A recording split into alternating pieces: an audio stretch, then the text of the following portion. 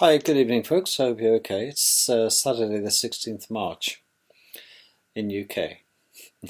Cold, wet, and windy, as per normal. Um,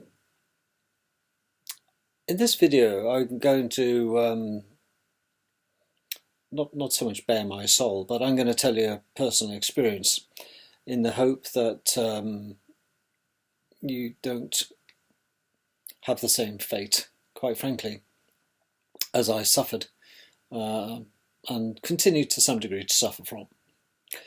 And the way my condition was originally totally mismanaged to my detriment, which I'm slowly recovering from, quite frankly.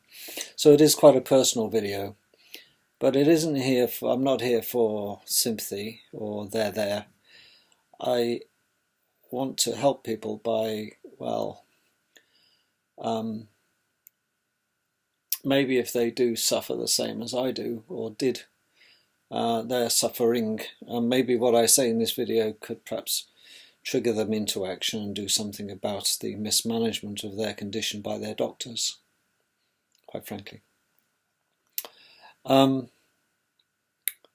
I think there's not many people around in the Western society anyway, particularly men, who don't have a worry about having a heart attack in their lives. It's one of these monkeys on your back that we walk around, certainly as we tend to get older. We witness people having fatal heart attacks, or near misses as they call them. And, we think, whoa, yes, we smoke, yes, we drink, yes, we're excessively fat and we eat lots of trans fats and these sort of things. And, there are a lot of people out there treading the boards, if you like, that are ticking time bombs. And we are getting progressively worse in Western society, particularly in America and Britain. Well, Europe, quite frankly. Europe are catching America up so fast, it's staggering. Well, I too was a sufferer of this. I had a heart attack. Let's think. Just under 8 years ago. Straight out the blue. I was relatively slim, always have been pretty reasonably active, very active actually. And it was whilst I was very active that I had a chest pain like I'd swallowed a peach stone, and I was clearing ice in my driveway. This is a personal account. My wife was at work, I was on the afternoon off, so I thought, well, I'll be nice, I'll clear the driveway of the snow. It wasn't a big job. I popped my coat on, had a cup of tea steaming away there. I thought it'll take 5 minutes. And it took a bit longer because of the compacted ice. And halfway through I took a breather, and I did at that time smoke. I thought I'll have a quick fag and I'll carry on as you do. Get my breath back by having a fag. Can you get that? Whew.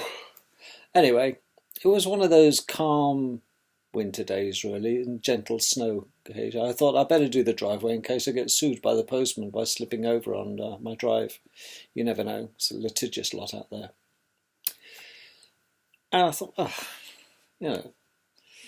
when you swallow a big bolus of food sometimes, it hurts to go down. Eventually it goes down. You think, that was lucky. Well, this pain wouldn't go away. And it got progressively, slowly worse, to the point of it making me feel a bit sick, nauseous. And I thought, well, this isn't really nice at all. I started to have a bit of a cold sweat, and I went indoors, and what do I do about this? I rested for a while and it still was not getting any better. In fact, it was getting slightly worse. My friend turned up coincidentally, fortuitously. And he said, my God, he said, you look grey. You look grey. I said, I don't feel too hot actually, mate. I said, would you do me a favour and phone me an ambulance? I'm not feeling too hot. I already knew. Nothing else it could really be. Paramedics arrived pretty quick. So did an ECG and said, yep, you're having a STEMI, they call it, a myocardial infarction, a blood clot in one of your coronary arteries. So,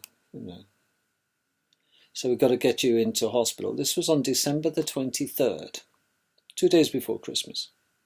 Imagine. The place was full of snow. And I lived in the back streets of God knows where. And I thought, my big thought wasn't about me, it was how was the ambulance going to get out? It was really pouring down with snow at this stage. My wife came, because she worked local. She arrived because, my friend had called her at work and said, get back here, he's not well.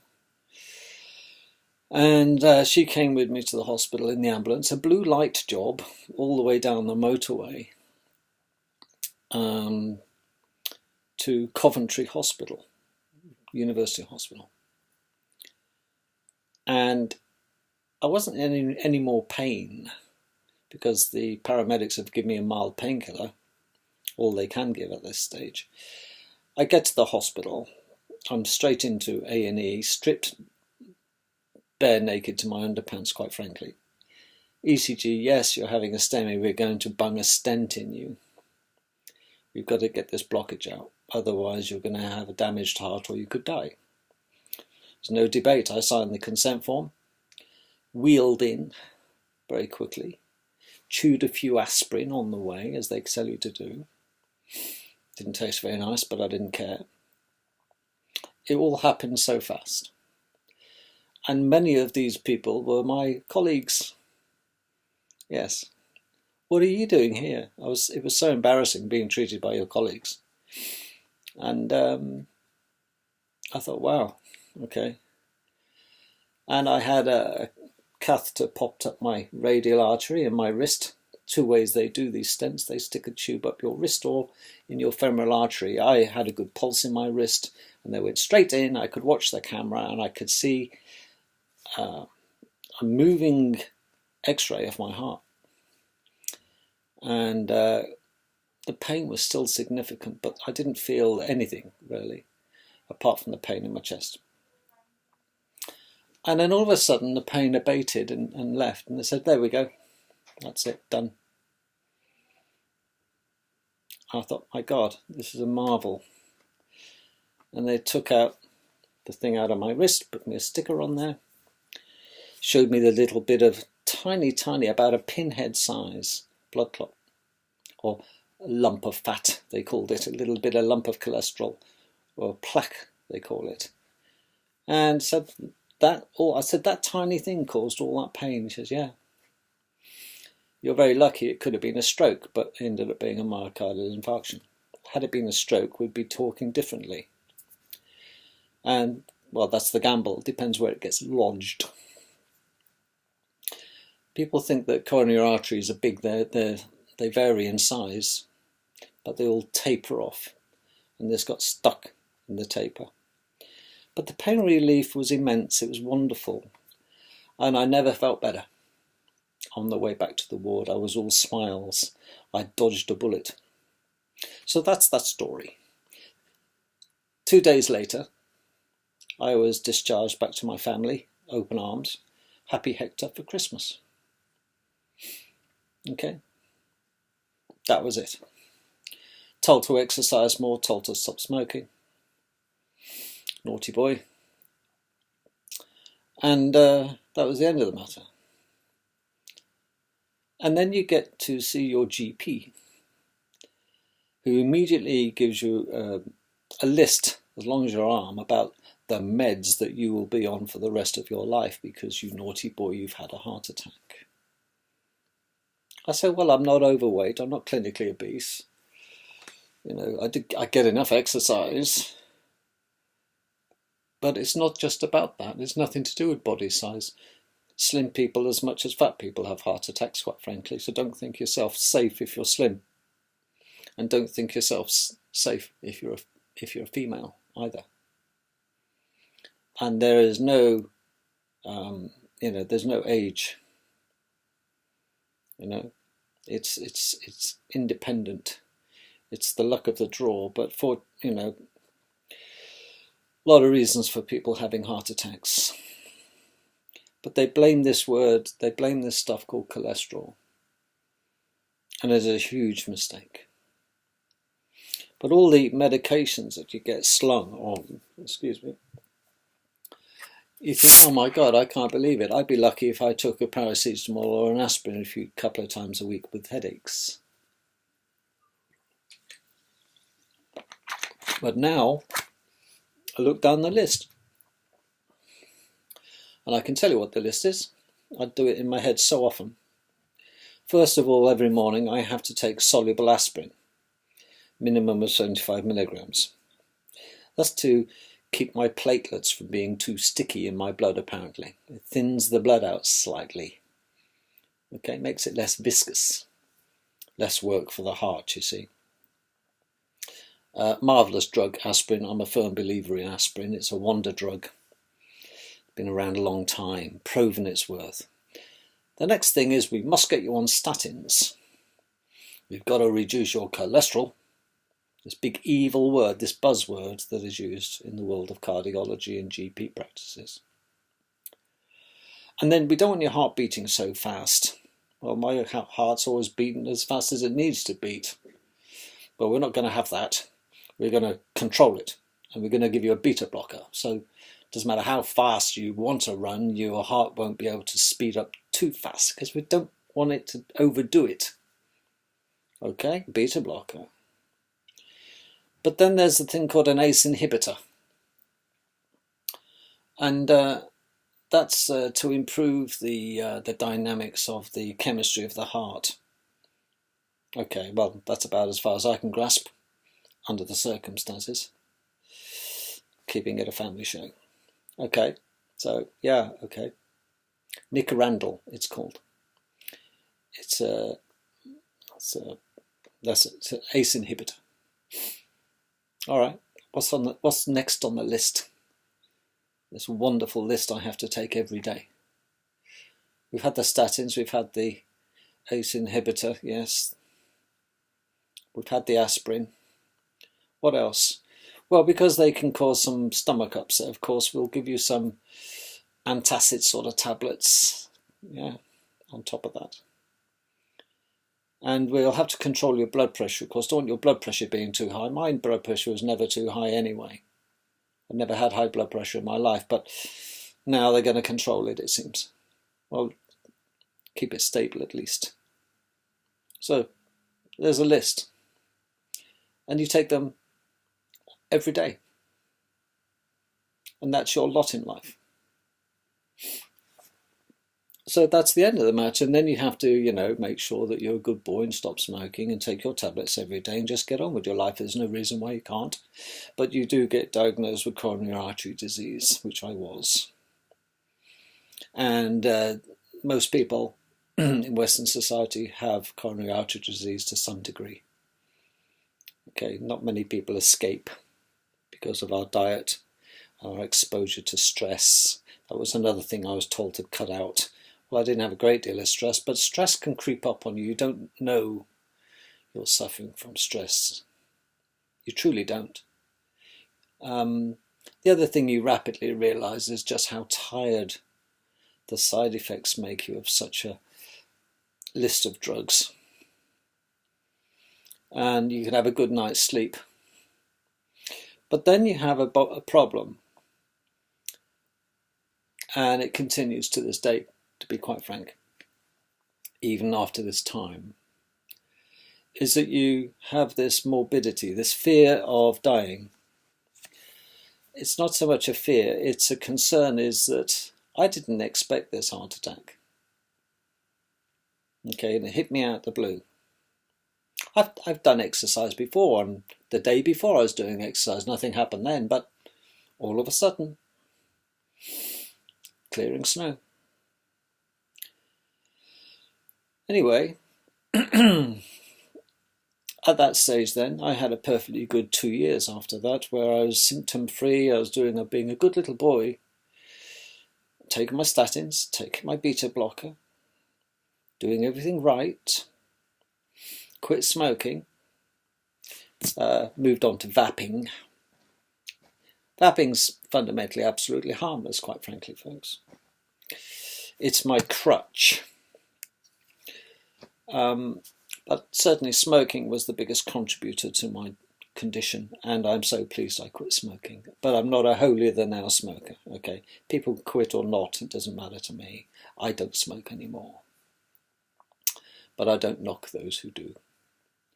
That's the height of hypocrisy for you.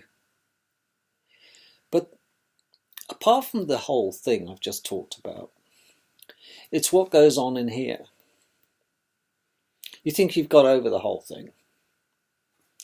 Well, physically maybe.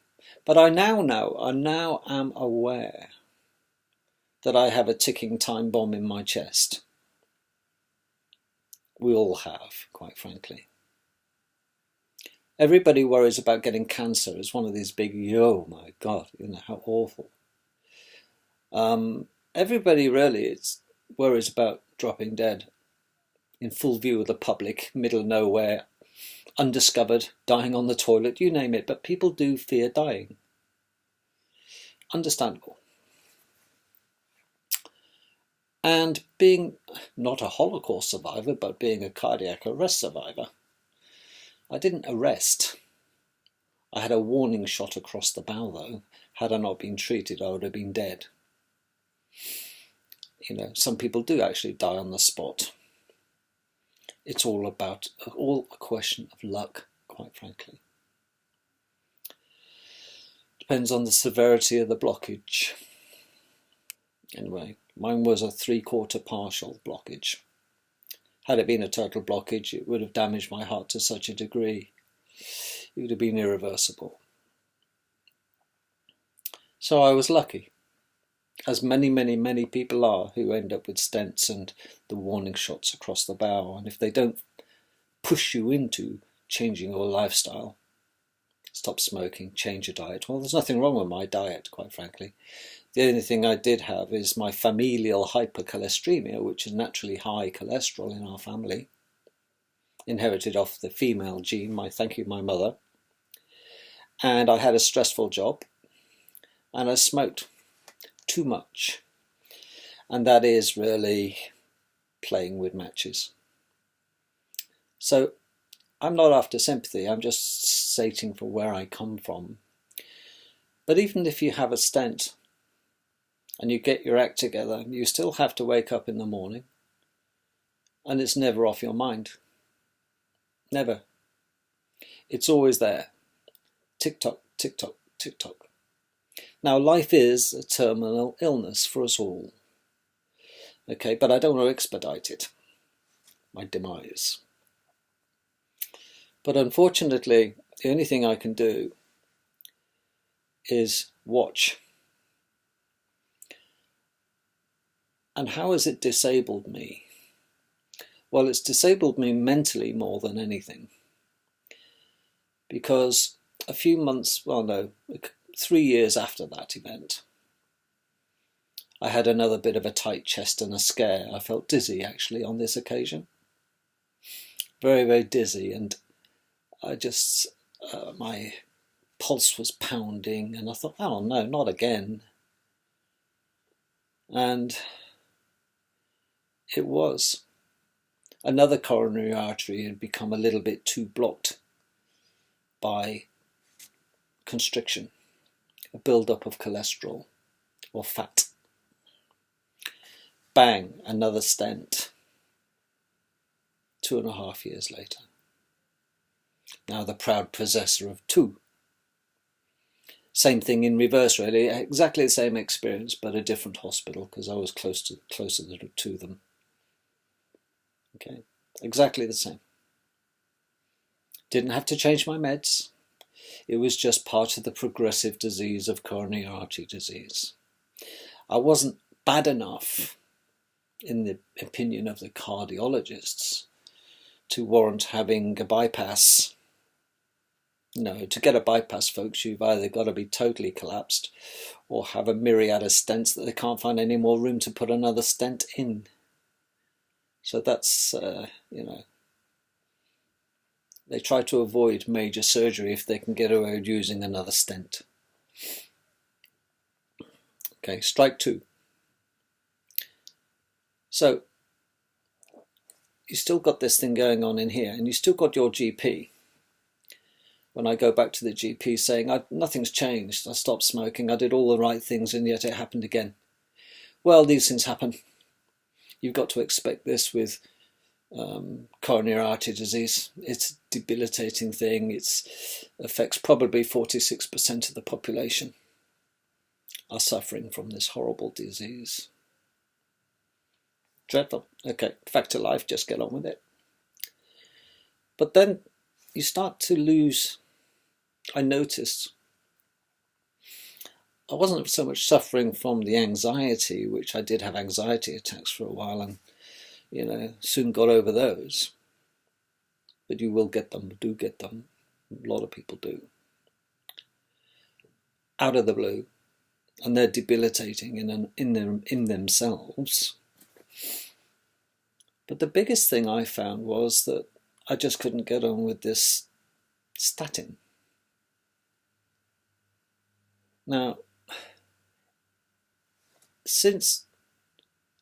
just after I'd finished, or while I was, before I was doing the original snow clearing, I'd never felt fitter in my life, quite frankly.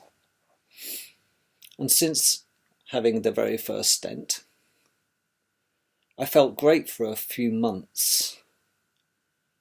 But you still got this mental monster in your head then. It's like this little demon. It can happen again. You're not, you're not eternal. It can happen again anytime, anywhere. It happened to you. The least you think, the last person it would happen to me. Nobody thinks it does happen to them.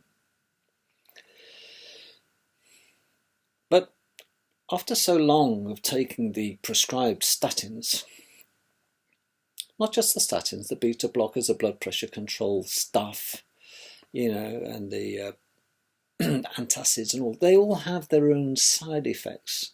So not only you sit there sweating about having another one, you start to check yourself. You think, I won't overdo it. You have to actually limit yourself mentally, although you're probably quite capable of doing the extra exercise or running for a bus quite safely. It's getting the confidence back that you're okay now. There, it'll be better soon. But a stent doesn't make it better. It's a sticky plaster on a major problem that could go at any time. It's like putting a puncture repair kit plaster on an inner tube. It can go again, or you might get another puncture. But I found at the time I was taking statins, particularly, I was back and forth to see my GP about these, who insisted I take statins if you know what's good for you. I thought, well, because I've got a medical background, I knew all the associated problems with people who take statins. I thought, well, I'll give them a fair crack of the whip. But I noticed that my memory started to go, my recall was going. I would stop mid-sentence and forget what I was going to say. I'd construct a sentence. And then, hang on a minute, what was his name again? And my memory was shot. I thought, my God, this is an early onset of Alzheimer's. Dementia, maybe. Another mental monster. It can't be the statins. Okay. I found that despite having the stents, I was still breathless. Despite stopping smoking, I was still breathless. Something was terribly wrong. I felt that my body was writing checks my heart couldn't cash. That's probably the best way to say it.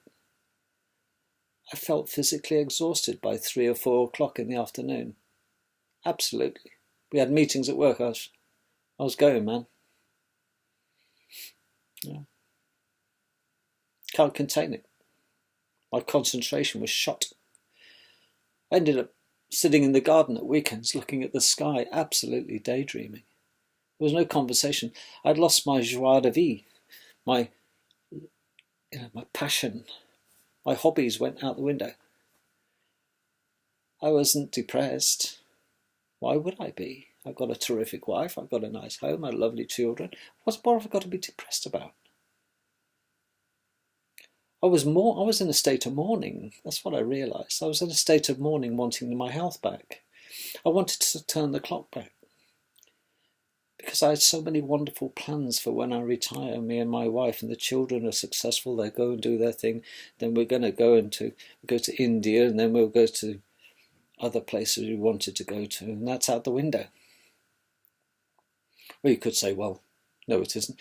Well, do you think I'm going to go on a long-haul flight? I don't think so. Lots of people do. Well, lots of people don't, and that includes me.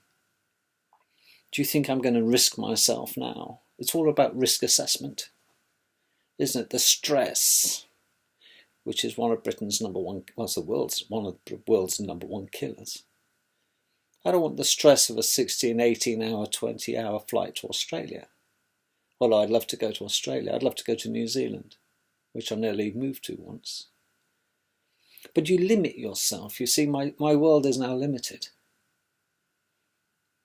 It truly is, because it's blighted. It's my bucket of clean, fresh water, my health, has now got a black blob in it or two. And it'll never be clear. I will never have the confidence. Not really. But what's caused this? My biggest concern is that I stopped statins, and that's the big concern for my GP. He's having a baby about this.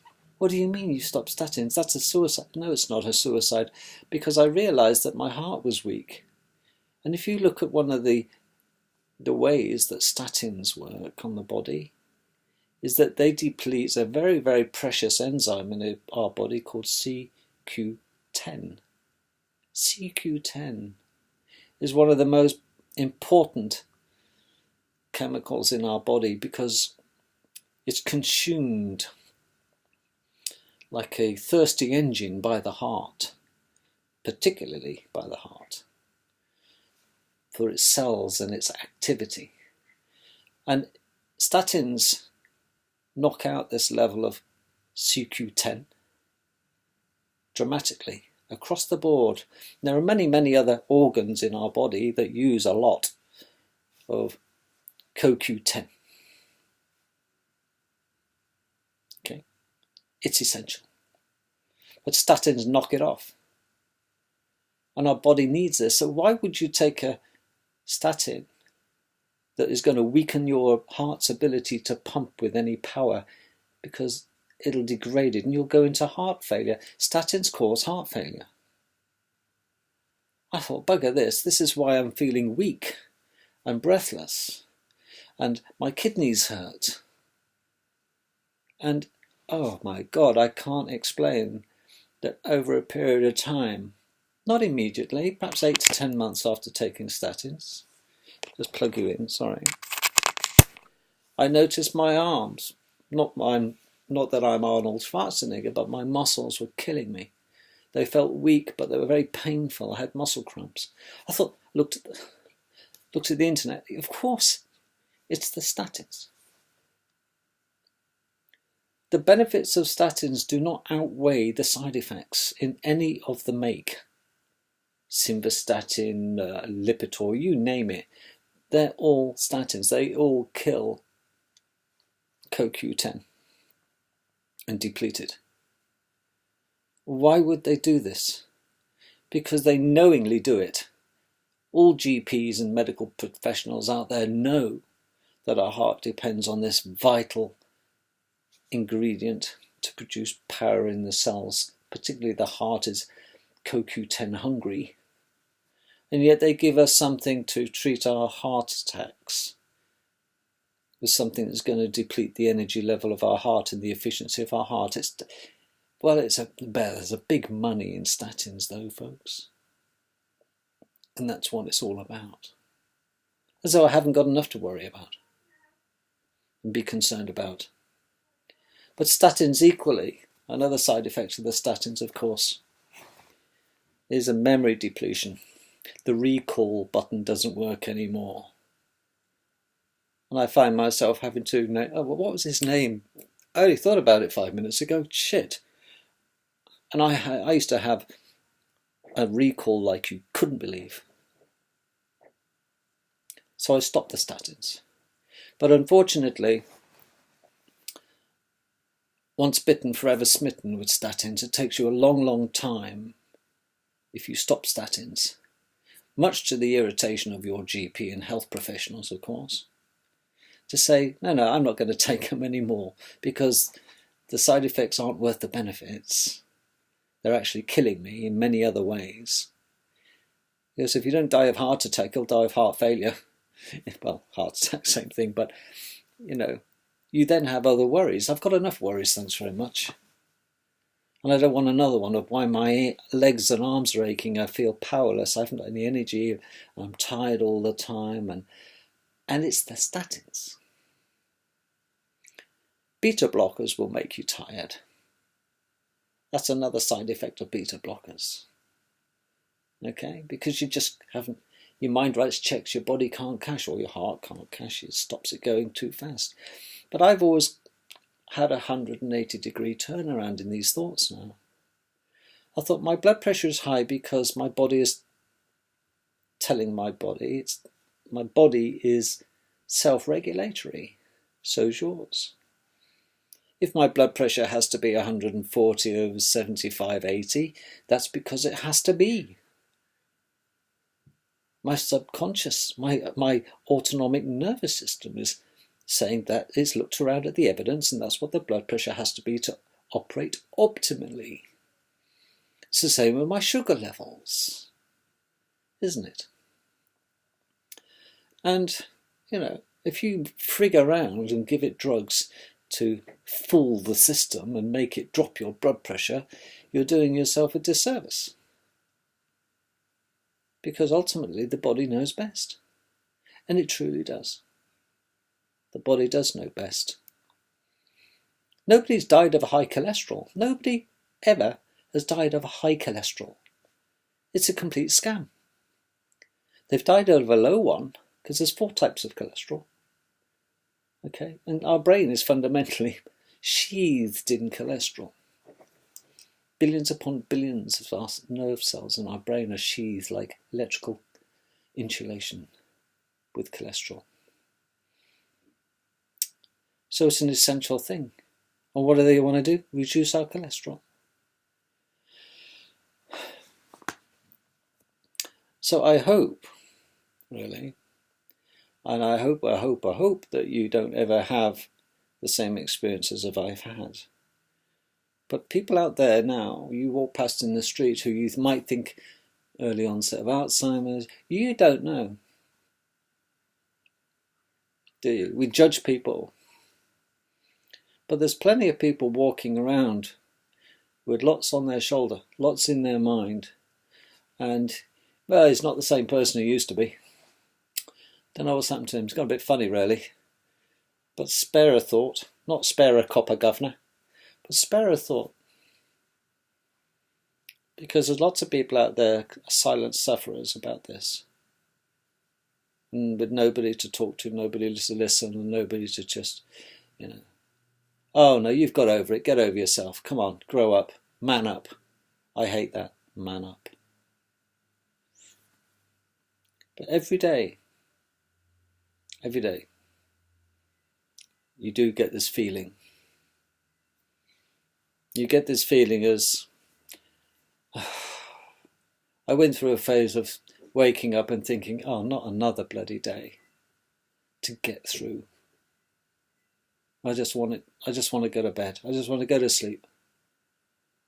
To escape the pill taking, the side effects, the arm weakness, the fatigue, the embarrassment of forgetting people's names I only saw yesterday and thinking, what's their name? And this is the problem with statins and the rest of the side effects, because people who have heart attacks and are on meds for various other medical reasons, not just heart attack, we are all subject and surrounded by pill poppers in our society, folks, of so many things, diabetics, blood pressure, yada yada. The list is endless. We are a walking pharmacy inside our bloodstream. It's ever likely that the average person on the street isn't nailed down. We're not drug addicts, we're drug victims many times by the pharmaceutical industry, and that's what it's become. It's not the healthcare industry, it's part of the eugenics process. Which psychopath and group of psychopaths out there would support a drug deliberately, it seems, behind the scenes to knock off people with coronary artery disease, almost like write them off, because that's what they're doing with the statins. Statins never help nobody, no good, no how, ever. Yet it is the biggest money spinner for the pharmaceutical industry. Well, who own the pharmaceutical industry is the major shareholders. Yes, you've guessed it. Well, I'm not going to put another bean in their pocket. I don't take them. Okay. I scrutinise very carefully, and I try to cut down where I can. And oh, I've missed it. I can't. Not the statin. That's out. You know, there's only one drug I won't miss and get stressed about it if I do miss it, and that's aspirin. It is truly a wonder drug, and if you're one of those fortunate few, those lucky few, who haven't had a cardiac event in their life, I hope you don't, but I want you to avoid them.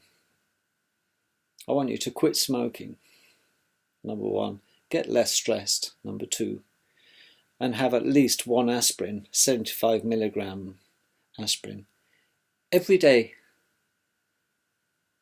with your morning cup of coffee or cup of tea. Just have yourself a little aspirin, and it'll save so many lives, this cheap as chips wonder drug called aspirin. If you are a cardiac patient, I would say to you, you'll live longer if you stop taking your statin. It's going to take me, and I continue, you possibly notice on my videos, I do continue to forget things. And my recall is getting better very, very slowly. But I'm getting it back. It's become less and less embarrassing because it's happening less and less. Because it's a long time to recover from the side effects of statins, folks. And I hope you don't take statins. Okay. They are the world's worst drug. And for everybody, they say, the drug companies are now saying, oh, everyone should take statins, everyone, including women. Well, they're not that effective on women for some strange reason, but why would you want to put the nation on statins? Well, because you want to knock them off, quite frankly. It's a population thing. Can't we see it? No. Life is never the same after a major health scare. It's something you never quite get over. What you can do, though, is try to live that little bit longer despite the medicines they give you. And be prepared to have arguments with your GP when they almost have an apoplectic fit that you're stopping taking your statin because you're going against their advice. Well, every time a GP prescribes a statin, guess who gets a backhander? The GP practice. You see, the moment we incentivize general practitioners and doctors to prescribe a drug that is knowingly harmful to human beings, but by giving them money, they become part of the problem, not part of the solution.